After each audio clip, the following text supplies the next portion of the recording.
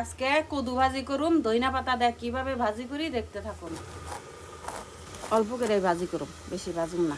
আমরা কদু ঢাকায় রান্দাও খাই, ভাইজাও খাই। কদু ভাজারও স্বাদ যদি সুন্দর করে ভাজা পারেন। একটা তেজপাতা দিয়ে দিব। এই যে ভালো করে ধুয়ে নিলাম, চিপড়ে ধুয়ে নিবেন, নাহলে কিন্তু পানি থাকবো ভাজিতে। এই যে পেঁয়াজ দিয়ে দিলাম, কাঁচামরিচ দিয়ে দিলাম, এই লবণ দিলাম, হলুদের গুঁড়া দিয়ে দিলাম, এই যে চুলায় কড়াই গরম দিলাম, তেল দিয়ে দিলাম। আমরা গ্রামে কদু ভাজি দেয় সকালে গরম ভাতের লগে খাই, খুব মজা। রাইতে দেওয়ার দরকার নাই, অমনি ভাজি করবেন। যেটা পানি উঠবে সেই পানি দিয়ে সিদ্ধ করে ফেলাই দিবেন।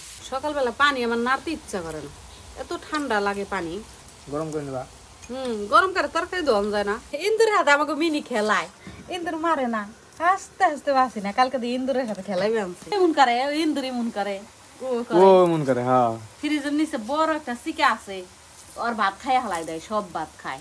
আরো কিছু কয় না, মিনি বয়ে থাকে, ওরে ভাত খাওয়ায়। আমি দেখছি। আমি কালকে হুইয়া হয়ে গেলি দেখছি। ইন্দুর ডাহে আর মিনির আর কি ভাত খায়, মিনি ভাত খাওয়াই দেয়, মানে খাইবার কয়, মানে আদা দেখাই দেয়, খা খা খা।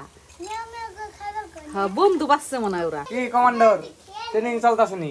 ভাজি পড়া হয়ে গেছে, ধনে পাতা দিয়ে দিলাম। উড়ি ধরছিলি কালকে? রে রে রে খাবি নাকি?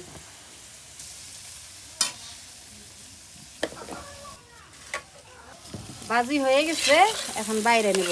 ভাজিতে দিলাম তেল অল্প, তেল আর তৈল কেমনে। আজকে লাউ ভাজি করলাম, ধইনা পাতা কিভাবে করলাম, যদি ভালো লেগে থাকে আপনারা করে খাবেন।